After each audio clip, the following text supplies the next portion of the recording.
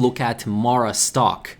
Marathon Digital, this is a Bitcoin miner. If you're not familiar with this name, directly moves off crypto markets. And also, I'm not familiar with the particular coins that they mine, but this stock last year, 2020, was a $2 stock.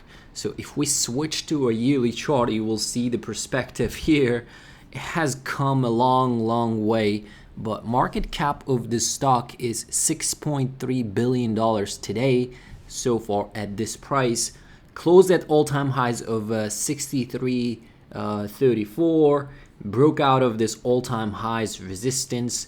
If you take a look at this chart here, we're pretty much $58. Let's give it take 58. That was the all-time highs. Pulled back all the way to 20 bucks. So after dropping so much, with crypto being, I think at these levels 30,000, I think Bitcoin, it did come to test this level once again, and it did break out just like Bitcoin did with its $60,000 resistance.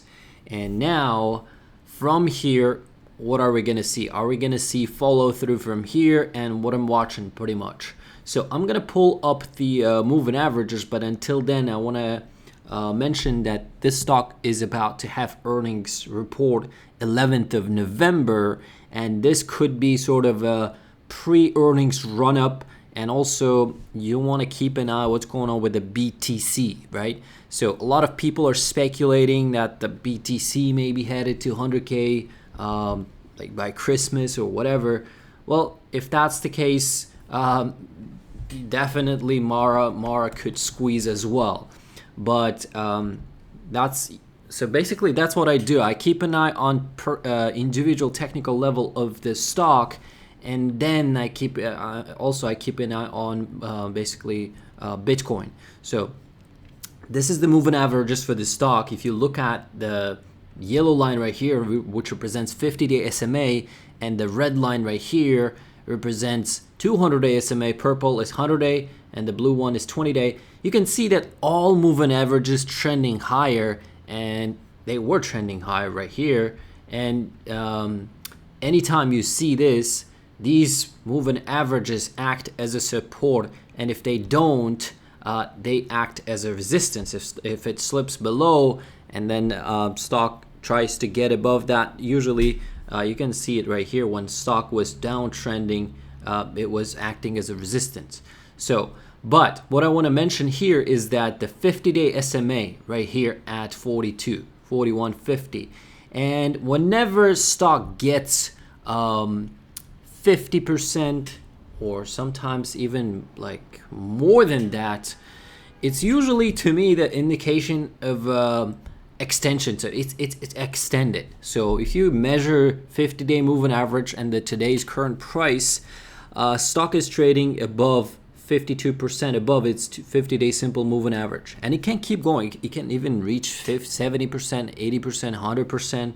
Okay, but that means you want to be careful, and that means that you may not be paying, you may be overpaying for the stock. So if you do business at those levels, all right?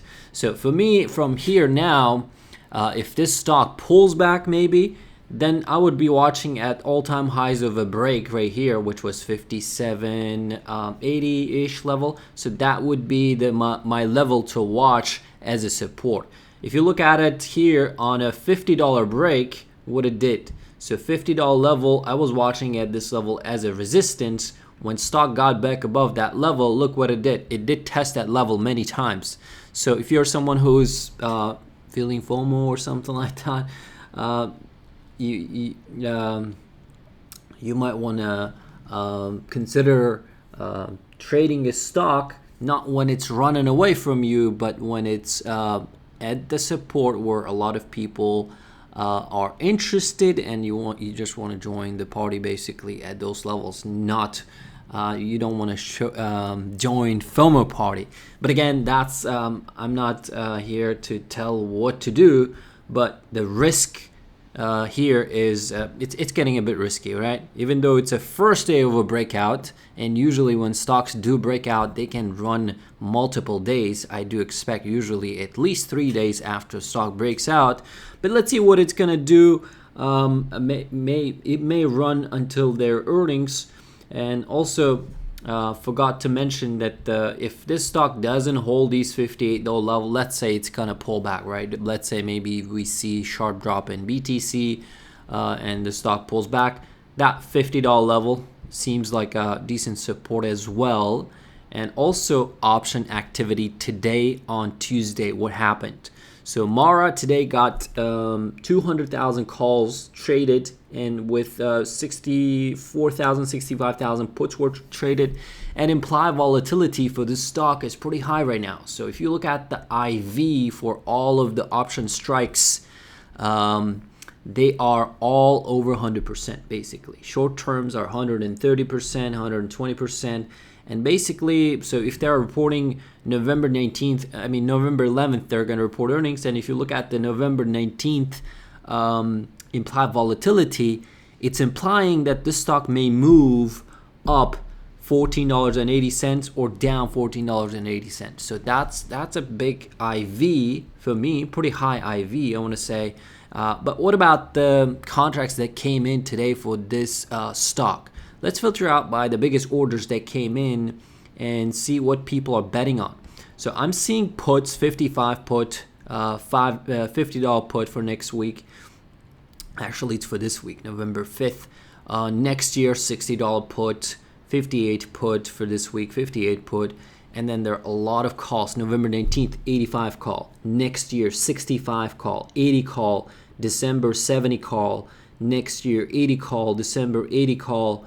December 80 call, 80 call, 85 call, December 70 call, 80 call. So 80, 70. So people think that this stock is definitely going to run into. So basically, if we're going to get a Christmas rally and BTC joins that, I think this stock just being like this market cap, I'm not sure how